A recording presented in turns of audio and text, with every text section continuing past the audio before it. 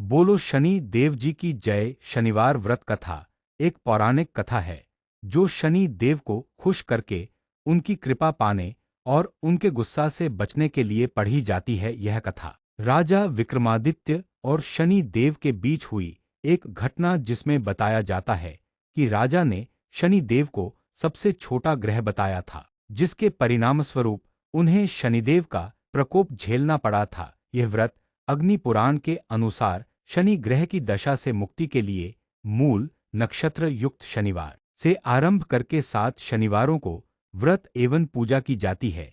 ऐसा भी बताया जाता है कि शनि देव को हमेशा खुश रखने के लिए इस कथा को रोजाना सुनने से आपको और अपने परिवार में सुख शांति मिलती रहेगी। कृपया अंत तक हमारे साथ बने रहेंगे और इसे सब्सक्राइब जरूर करें। बोलो शनि देव की जय। अब आप भगवान शनि देव जी की संपूर्ण कथा ध्यान से सुने। एक समय स्वर्गलोक में सभी ग्रहों के बीच में झगड़ा हो गया था, जिसमें वे अपने आप को दूसरे से बड़ा बताने लगे और झगड़ा इतना बढ़ गया कि आपस में लड़ाई के आसार बन गए। अंत में उन्होंने कहा कि हम सभी देवराज इंद्र के पास चलते हैं, वो ही बताएंगे। और निर्णय के लिए सभी देवता देवराज इंद्र के पास पहुँचे और बोले, हे देवराज, आपको निर्णय करना होगा कि हम में से सबसे बड़ा कौन है। देवताओं का प्रश्न सुनकर देवराज भागींद्र उलझन में पड़ गए। इंद्र बोले, मैं इस प्रश्न का उत्तर देने में असमर्थ हूँ। हम सभी पृथ्वीलोक में उज्जैनी नगरी में राजा विक्रमादित्य के पास चलते हैं। देवराज इंद्र सहित सभी ग्रह देवता उज्जैनी नगरी पहुँचे। महल में पहुँचकर जब देवताओं ने उनसे अपना प्रश्न पूछा तो राजा विक्रमादित्य भी कुछ देर के लिए परेशान हो उठे, क्योंकि सभी देवता अपनी अपनी शक्तियों के कारण महान थे। किसी को भी छोटा या बड़ा कह देने से उनके क्रोध के प्रकोप से भयंकर हानि पहुंच सकती थी। अचानक राजा विक्रमादित्य को एक उपाय सूझा और उन्होंने विभिन्न धातुओं स्वर्ण, रजत, चांदी, कांसा, ताम्र, तांबा, सीसा, रांगा, जस्ता, अभ्रक व लोहे के 9 आसन बनवाए। धातुओं के गुणों के अनुसार सभी आसनों को एक दूसरे के पीछे रखवाकर उन्होंने देवताओं को अपने अपने सिंहासन पर बैठने को कहा। देवताओं के बैठने के बाद राजा विक्रमादित्य ने कहा, आपका निर्णय तो स्वयं हो गया। जो सबसे पहले सिंहासन पर विराजमान है वही सबसे बड़ा है। राजा विक्रमादित्य के निर्णय को सुनकर शनि देवता ने सबसे पीछे आसन पर बैठने के कारण अपने को छोटा जानकर क्रोधित होकर कहा, राजा विक्रमादित्य, तुमने मुझे सबसे पीछे बैठाकर मेरा अपमान किया है। तुम मेरी शक्तियों से परिचित नहीं हो, मैं तुम्हारा सर्वनाश कर दूंगा। शनि ने कहा, सूर्य 1 राशि पर 1 महीने, चंद्रमा 2.25 दिन, मंगल 1.5 महीने, बुध और शुक्र 1 महीने, बृहस्पति 13 महीने रहते हैं। लेकिन मैं किसी राशि पर 7.5 वर्ष 7.5 तक रहता हूँ। बड़े बड़े देवताओं को मैंने अपने प्रकोप से पीड़ित किया है। राम को 7.5 के कारण ही वन में जाकर रहना पड़ा और रावण को 7.5 के कारण ही युद्ध में मृत्यु का शिकार बनना पड़ा। राजा, अब तू भी मेरे प्रकोप से नहीं बच सकेगा।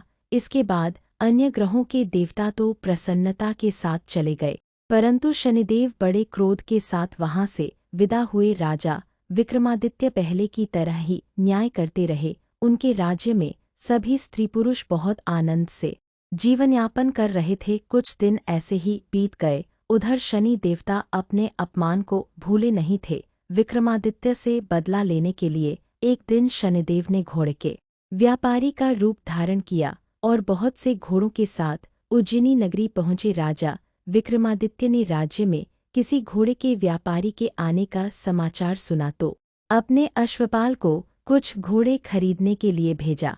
घोड़े बहुत कीमती थे। अश्वपाल ने जब वापस लौटकर इस संबंध में बताया तो राजा विक्रमादित्य ने स्वयं आकर एक सुंदर व शक्तिशाली घोड़े को पसंद किया। घोड़े की चाल देखने के लिए राजा उस घोड़े पर सवार हुए तो वह घोड़ा बिजली की गति से दौड़ पड़ा। तेजी से दौड़ता घोड़ा राजा को दूर एक जंगल में ले गया और फिर राजा को वहां गिराकर जंगल में कहीं गायब हो गया। राजा अपने नगर को लौटने के लिए जंगल में भटकने लगा, लेकिन उन्हें लौटने का कोई रास्ता नहीं मिला। राजा को भूख प्यास लग आई।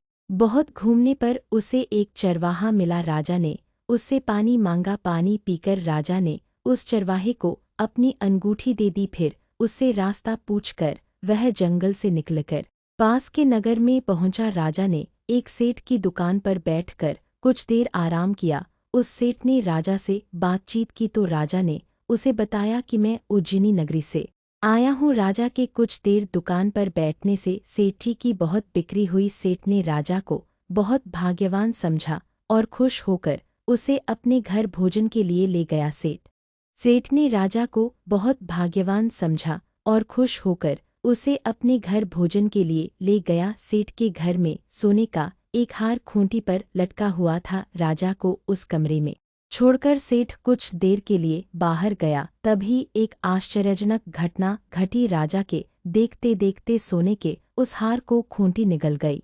सेठ ने कमरे में लौटकर हार को गायब देखा तो चोरी का संदेह राजा पर ही किया, क्योंकि उस कमरे में राजा ही अकेला बैठा था। सेठ ने अपने नौकरों से कहा कि इस परदेसी को रस्सियों से बांधकर नगर के राजा के पास ले चलो। राजा ने विक्रमादित्य से हार के बारे में पूछा तो उसने बताया कि उसके देखते ही देखते खूंटी ने हार को निगल लिया था। इस पर राजा ने क्रोधित होकर चोरी करने के अपराध में विक्रमादित्य के हाथ पांव काटने का आदेश दे दिया। राजा विक्रमादित्य के हाथ पांव काटकर उसे नगर की सड़क पर छोड़ दिया गया। कुछ दिन बाद एक तेली उसे उठाकर अपने घर ले गया और उसे अपने कोल्हू पर बैठा दिया। राजा आवाज देकर बैलों को हाँकता रहता। इस तरह तेली का बैल चलता रहा और राजा को भोजन मिलता रहा। शनि के प्रकोप की 7.5 पूरी होने पर वर्षा ऋतु प्रारंभ हुई। राजा विक्रमादित्य एक रात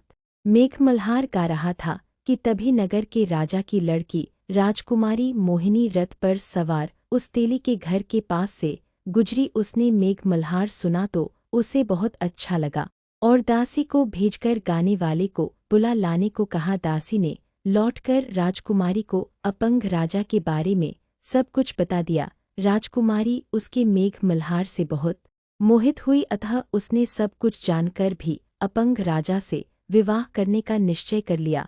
राजकुमारी ने अपने माता पिता से जब यह बात कही तो वे हैरान रह गए। रानी ने मोहिनी को समझाया, बेटी तेरे भाग्य में तो किसी राजा की रानी होना लिखा है, फिर तू उस अपंग से विवाह करके अपने पांव पर कुल्हाड़ी क्यों मार रही है।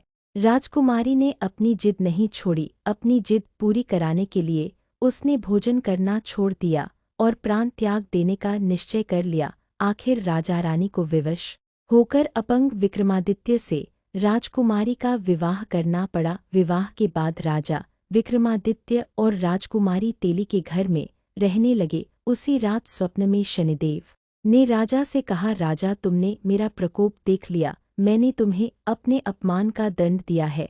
राजा ने शनिदेव से क्षमा करने को कहा और प्रार्थना की, हे शनिदेव, आपने जितना दुख मुझे दिया है अन्य किसी को न देना। शनिदेव ने कुछ सोचकर कहा, राजा मैं तुम्हारी प्रार्थना स्वीकार करता हूँ। जो कोई स्त्री पुरुष मेरी पूजा करेगा, शनिवार को व्रत करके मेरी व्रतकथा सुनेगा, उस पर मेरी अनुकंपा बनी रहेगी। प्रातःकाल राजा विक्रमादित्य की नींद खुली तो अपने हाथ पांव देखकर राजा को बहुत खुशी हुई। उसने मन ही मन शनिदेव को प्रणाम किया। राजकुमारी भी राजा के हाथ पांव सही सलामत देखकर आश्चर्य में डूब गई। तब राजा विक्रमादित्य ने अपना परिचय देते हुए शनिदेव के प्रकोप की सारी कहानी सुनाई। सेठ को जब इस बात का पता चला तो दौड़ता हुआ तेली के घर पहुंचा और राजा के चरणों में गिरकर क्षमा मांगने लगा। राजा ने उसे क्षमा कर दिया, क्योंकि यह सब तो शनिदेव के प्रकोप के कारण हुआ था। सेठ राजा को अपने घर ले गया और उसे भोजन कराया। भोजन करते समय वहां एक आश्चर्यजनक घटना घटी। सबके देखते देखते उस खूंटी ने हार उगल दिया। बोलो शनि देव जी की जय। सेठी ने अपनी बेटी का विवाह भी राजा के साथ कर दिया और बहुत से स्वर्ण आभूषण धन आदि देकर राजा को विदा किया। राजा विक्रमादित्य राजकुमारी मोहिनी और सेठ की बेटी के साथ उज्जैनी पहुंचे तो नगरवासियों ने हर्ष से उनका स्वागत किया। अगले दिन राजा विक्रमादित्य ने पूरे राज्य में घोषणा कराई कि शनिदेव सब देवों में सर्वश्रेष्ठ हैं। प्रत्येक स्त्री पुरुष शनिवार को उनका व्रत करें और रोजाना शनि भगवान की कथा का पाठ करें। धन्यवाद। चैनल को सब्सक्राइब जरूर करें।